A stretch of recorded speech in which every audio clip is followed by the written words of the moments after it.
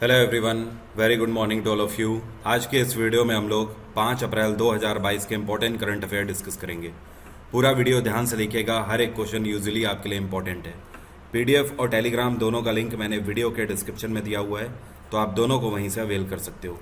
चलिए स्टार्ट करते हैं आज का वीडियो। और पहला क्वेश्चन है, अभी हाल ही में नौसेना स्टाफ में डेप्यूटी चीफ के रूप में किसको अपॉइंट किया गया है? तो नेवल स्टाफ में डेप्यूटी चीफ अभी हाल ही में अपॉइंट किए गए हैं वाइस एडमिरल संजय महिंद्रू, ये जो आपको पिक्चर में दिख रहे हैं। और इन्होंने सक्सीड किया है वाइस एडमिरल रवनीत सिंह को। संजय महिंद्रू जो हैं ये 1985 बैच के अधिकारी हैं और बेसिकली अगर देखा जाए तो ये सब मरीन और नेविगेशन के क्षेत्र में स्पेशलिस्ट हैं। साल 2018 में इनको अति विशिष्ट सेवा मेडल से भी सम्मानित किया जा चुका है और इसके अलावा 2002 में इनको नौसेना मेडल से भी सम्मानित किया जा चुका है। तो संजय महिंद्रू होंगे नए डेप्यूटी चीफ नेवल स्टाफ के। और इंडियन नेवी डे कौन से दिन मनाया जाता है? यह मनाया जाता है हर साल 4 दिसंबर को। एक चीज़ और ध्यान रखिएगा, इस साल के शुरुआत में इंडियन कोस्ट गार्ड के भी नए चीफ अपॉइंट किए गए थे। इनका नाम है VS पठानिया। और इन्होंने किसको सक्सीड किया था? इन्होंने के नटराजन को सक्सीड किया था। अगला क्वेश्चन है, अभी हाल ही में international day for mine awareness and assistance in mine action कौन से दिन मनाया गया? ये दिवस हर साल मनाते हैं 4 अप्रैल को और इस बार 2022 की थीम रही safeguard, safe steps, safe Holmes.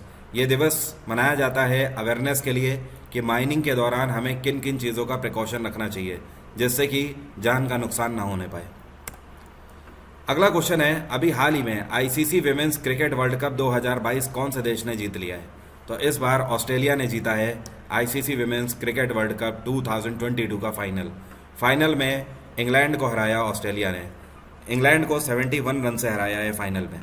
मैंने आपको पहले भी बताया था इस बार का ICC विमेंस वर्ल्ड कप जो है ये 4 मार्च को शुरू हुआ था और इसका फाइनल अभी खेला गया है 3 अप्रैल को।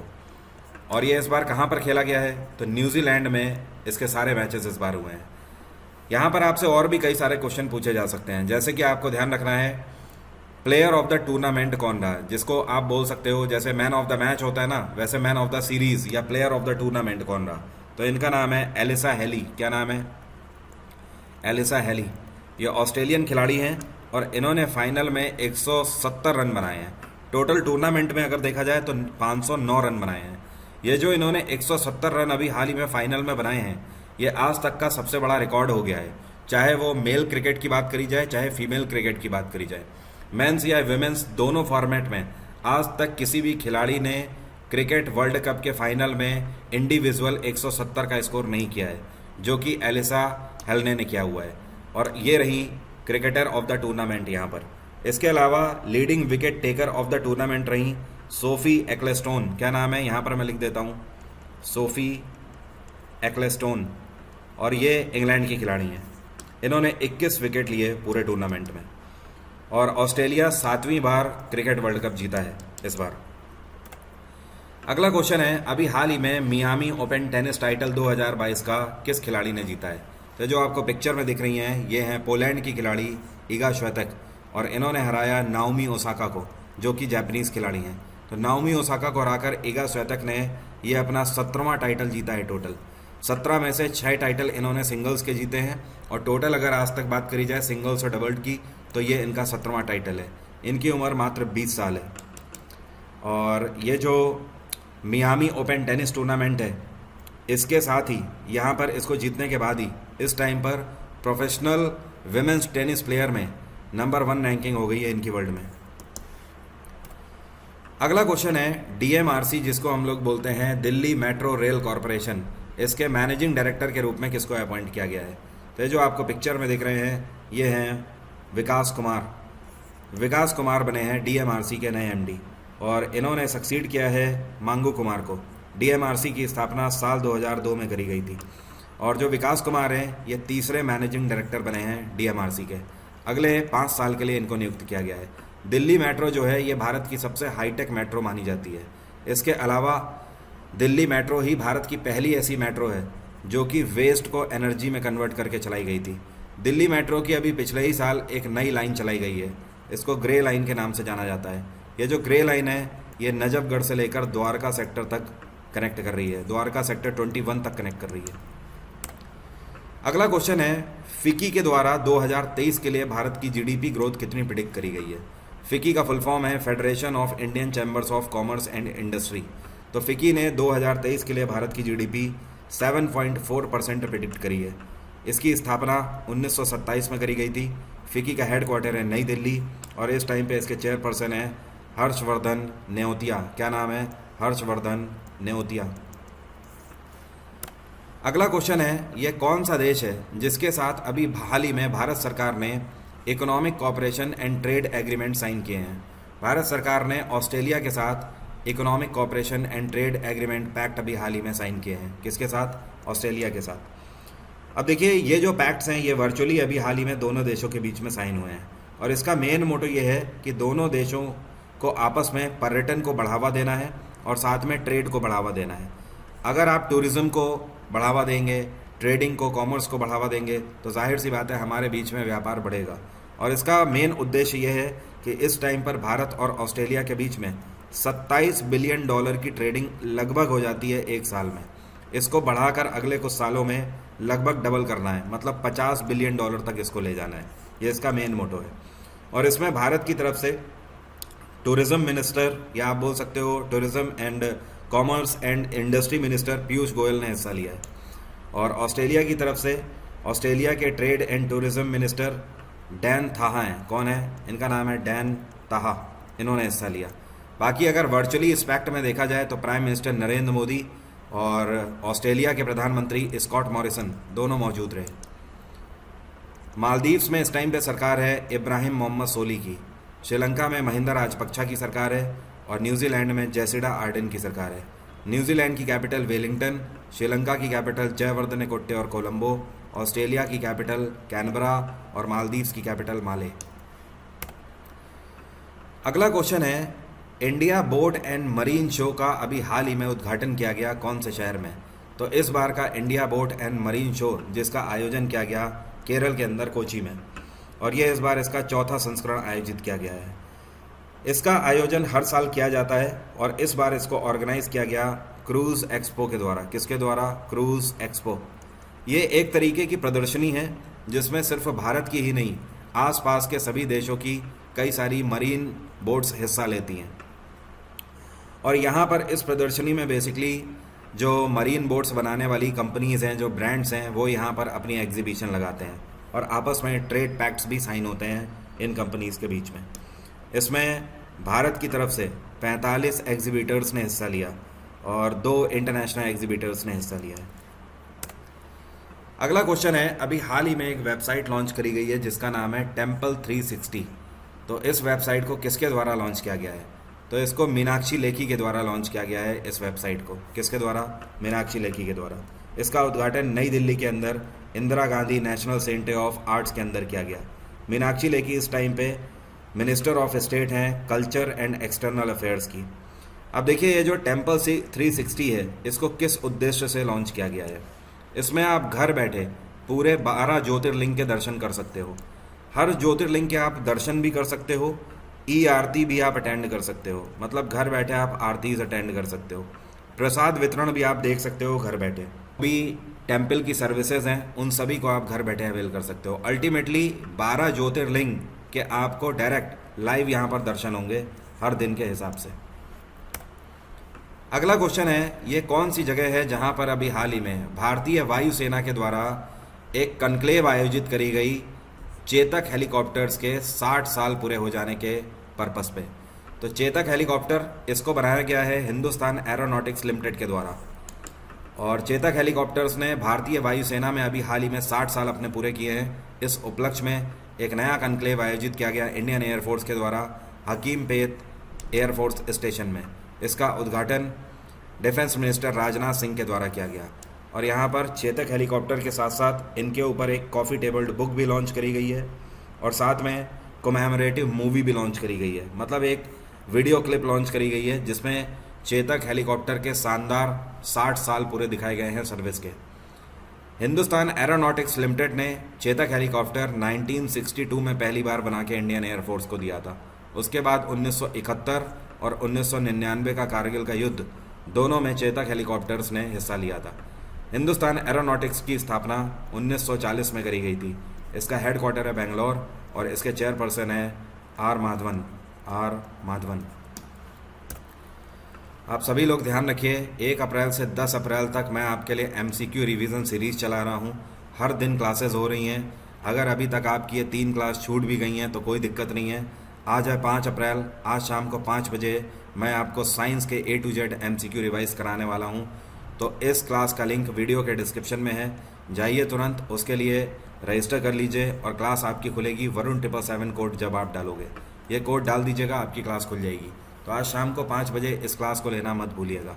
बाकी सभी क्लासेस के लिंक भी आपको वीडियो के डिस्क्रिप्शन में मिल जाएंगे। आगे की क्लासेस के लिए भी एनरोल कर लीजिए, क्योंकि 8 और 10 तारीख को पिछले 6 महीने के करंट अफेयर मैं आपके रिवाइज कराने वाला हूँ।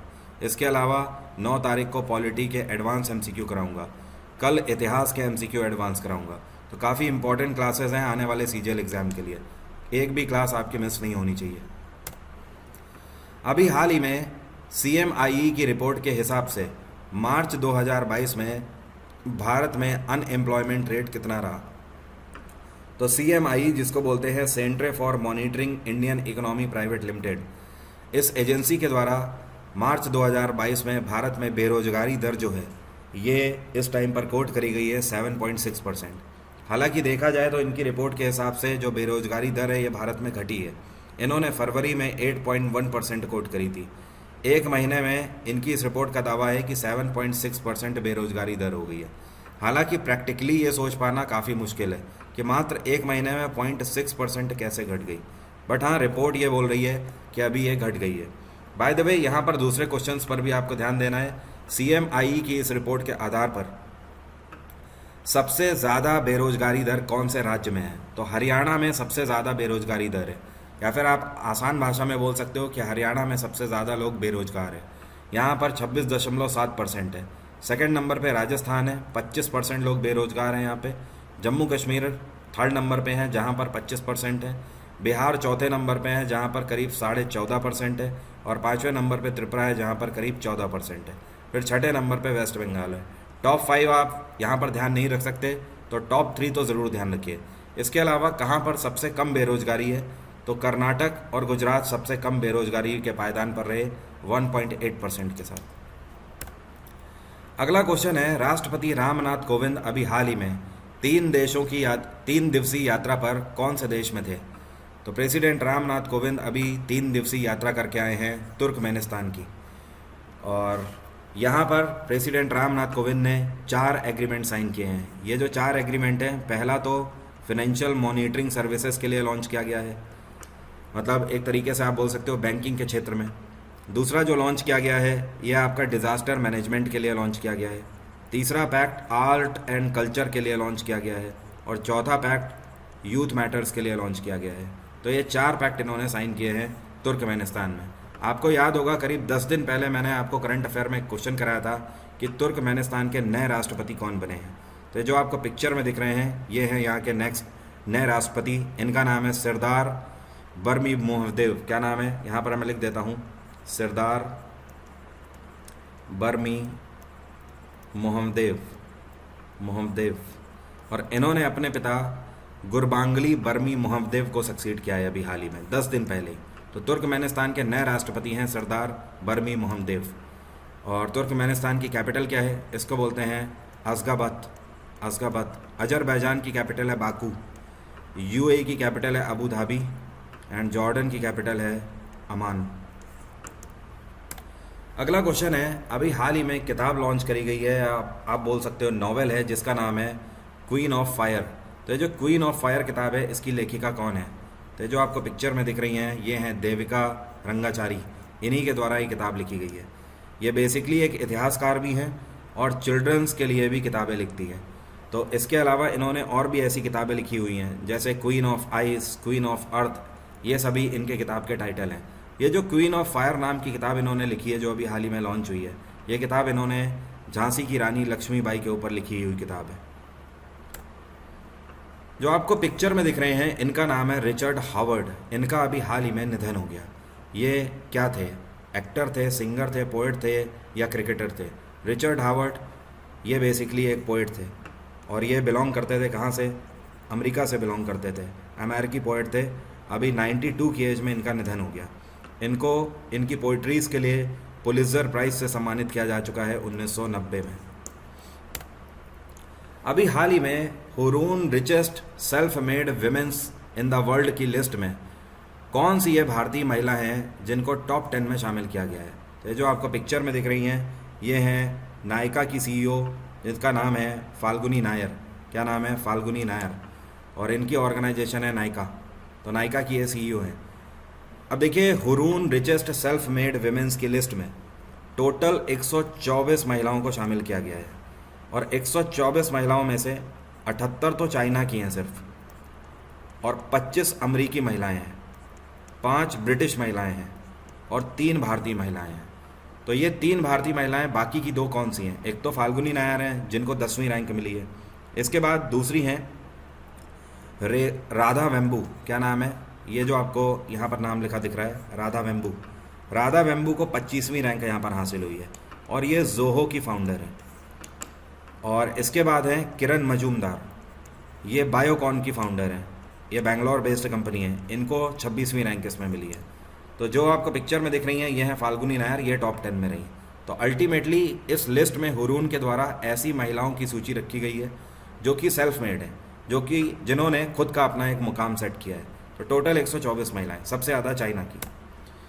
बाकी आपके पास सिर्फ 24 घंटे बचे हुए हैं इस बैच को एनरोल करने के लिए। ये बैच स्टार्ट होने जा रहा है 6 अप्रैल से, मतलब कल के दिन से। आप आज की डेट में कोई भी एग्ज़ाम दे लीजिए, हर एक एग्ज़ाम में कम से कम 30% वेटेज स्टैटिक जीके का देखने को मिल रहा है। बट सबसे बड़ी प्रॉब्लम यह है कि स्टैटिक जीके का फिल्टर्ड कंटेंट आपको मिलेगा तो मिलेगा कहाँ से? हर जगह आपको अच्छा खासा बड़ा कंटेंट देखने को मिल रहा है, जो कि आपको लर्न करने में बहुत दिक्कत होती है।